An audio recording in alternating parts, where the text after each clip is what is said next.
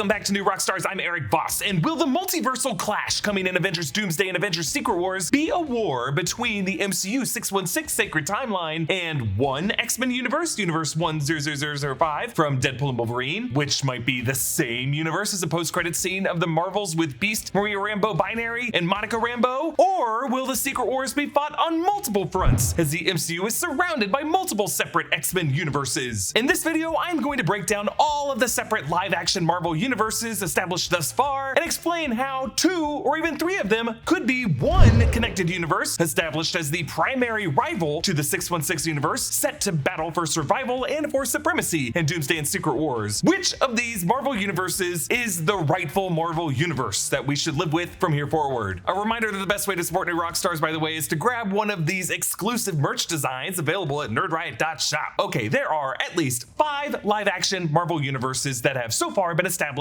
across live-action Marvel Studios titles. There's more than that, but there's like 5 that we've spent a lot of time in. 1, Universe 616, aka the Sacred Timeline, including most MCU titles from phases 1 through 5 and all branch timelines that we learned about in the Loki series. 2, Universe 838 from Doctor Strange and the Multiverse of Madness, the universe of the Illuminati, the Baxter Foundation that's led by 838 Reed Richards, John Krasinski, of Pizza Balls, Rainbow Clouds that rain on schedule, a Stephen Strange who went too far to kill Thanos in an Infinity War that they won, and a Wanda Maximoff who had a Billy and Tommy, a Wanda who got briefly possessed by the Scarlet Witch. Okay, 3, Universe 100005, aka the Fox X-Men universe from Deadpool and Wolverine, also the universe of all X-Men films and Deadpool films. 4, a currently unknown X-Men universe from the Marvel's post-credit scene, where Monica Rambeau ends up stuck in an X-Mansion medical bay, along with Kelsey Grammer as Beast and her mother, Maria Rambeau, as Binary. And 5, the upcoming Fantastic Four universe, the alternate 1960s universe in the upcoming Fantastic Four First Steps with Reed Richards, Pedro Pascal, Vanessa Kirby, Sue Storm, Joseph Quinn, Johnny Storm, and Evan Moss-Bacharach, Ben Grimm, and Victor Von Doom, played by Robert Downey Jr. Now, there were other various universes that Deadpool and Wolverine established via that movie's montage, a universe with a comically accurate height Wolverine, an Age of Apocalypse universe, an Old Man Logan universe, a John Byrne X-Men universe where Wolverine fights the Hulk, a Cavalrine universe, and whatever universe Drunk Wolverine came from, where all of his X-Men were slaughtered by a group of humans at the X-Mansion that could have been Operation Zero Tolerance or the Friends of Humanity, some group of humans armed with Sentinels most likely. We didn't spend much time in those universes, so I don't think Marvel Studios is going to explore the future of them. And I'm not including in the aforementioned list any of the universe independent settings and landscapes that we've seen in the MCU, like the TVA, the Void, the Citadel at the End of Time, wherever God of Stories Loki now is. Also not included is any of the surreal abstract settings that I've referred to as realms, like the Quantum Realm, the Dark Dimension, the Gap Junction, that Limbo afterlife that Rocket found himself in Guardians Volume 3, or any of the afterlives like the Ancestral Plane or Valhalla from the post-credit scene of Thor: Love and Thunder, whatever that watery setting where they found eternity, the Soul Realm that Thanos ventured into, or the very interesting settings that Doctor Strange and America Chavez crashed through in that montage in Multiverse of Madness. Though we should say that some of them seemed like kind of what if alternate history New York universes, like there was one where like Hydra was in control of a 1930s Manhattan, right? But most of the other ones were very abstract, like a paint universe or like a cubism universe, or one where everything was bees. I've theorized that all these dreamlike realms and dimensions, including, you know, bees, Quantum Realm, Dark Dimension, Gap Junction, Limbo, Nord Dimension, all of these realms are kind of like between the different universes. They're collectively shared among each of the infinite universes. Universes are like alternate timelines. It's what we live in realities that look like our normal Earths. It really does seem like Marvel Studios wants us to see fully formed timelines as synonymous with universes. Not referring to branches, but like fully formed timeline trunks. Those are the same things as universes. So the question first we have to explore is whether Universe 100005, established as the official numerical designation of the Fox X-Men films and of Deadpool and Wolverine, is the same universe as the universe that Monica Rambeau ended up in when she met Kelsey Grammer Beast in the Marvel's post-credit scene. Our colleague Jamie Jirak recently posed this question to Marvel Studios executive and executive producer of WandaVision, The Marvels, and Agatha All Along, Mary Lavanos, on the Agatha press tour. We have this post-credit scene that I really want to bring up with Monica, because in Deadpool we've learned all about Earth 1005.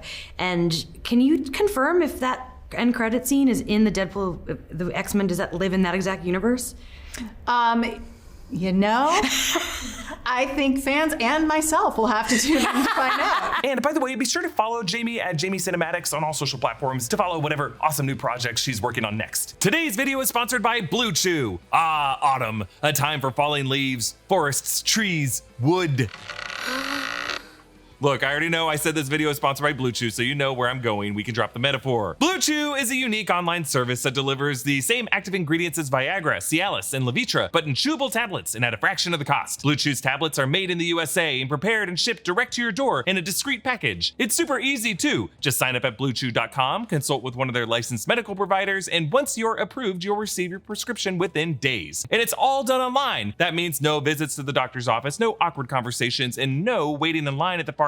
You can take Blue Chew anytime, day or night. That way you can plan ahead or be ready for whenever an opportunity arises. If you're skeptical or think you don't need it, try it free for a month and see. Blue Chew wants to help you have better sex. Discover your options at bluechew.com. And we've got a special deal for our listeners. Try Blue Chew free when you use our promo code New Rockstars at checkout. Just pay $5 in shipping. That's bluechew.com, promo code New Rockstars to receive your first month free. Visit bluechew.com for more details and important safety information, and we thank Blue Chew for sponsoring this video. So in response to Mary Lovano's quote, I don't think she knows what universe the Marvel's post-credit scene is set in yet, or whether it's the same universe as Deadpool and Wolverine, Universe 10005. I think Kevin Feige might have an idea. It might be something that's been discussed with the Russo brothers and screenwriter Stephen McFeely, who's working on Doomsday and Secret Wars as they're developing those two films. But we have to acknowledge that there are some logical difficulties with establishing the Marvel's post-credit scene as the same universe as the Fox X-Men Universe 10005. And it's specifically because the events of Deadpool and Wolverine maintained the continuity of the history of the Fox X-Men franchise, including the fact that everything is or was still headed toward a future in 2029 when all the X-Men were dead, including Charles Xavier and Logan, as we saw in the events of the 2017 Logan film. Now, the way Deadpool and Wolverine ended was a bit confusing because things ended in Universe 10005 with a living Logan and a living Laura. Actually, it's possible that there are like two Logans and two Lauras alive at the same time at the end of that movie. And it's also possible that just that fate in 2029 was fully averted. B15 indicated that 10005's previously doomed status was now like stable and healthy. Really, the tough part to reconcile is that I don't see the universe that Deadpool and Wolverine ended the film in being the same exact place tonally where the Marvel's post-credit scene left us. I don't think the universe of Deadpool and Wolverine had that same X-Mansion with a Beast and a Charles that was referenced in that scene, and then this cosmically powered Maria Rambeau binary keeping an eye on outer space rifts as incursions. Specifically, there's a clue of Beast's appearance in that scene. He's wearing the white lab coat, but newly added underbite fangs, and the blue pants with the yellow trim, which was not at all part of Kelsey Grammer's Beast's appearance in the 2006 film X-Men The Last Stand. They clearly wanted this to be a different live-action X-Men universe than any we had seen before, including Universe 1005 from the Fox X-Men era. Many of us, in fact, likened it with the live-action X-Men 90s animated series universe or a live-action X-Men 97. The bottom line is that they wanted it to be a true Marvel universe. So what do we mean by a true Marvel universe? I'm referring to a hypothetical Marvel universe out there that might not feel cinematically incomplete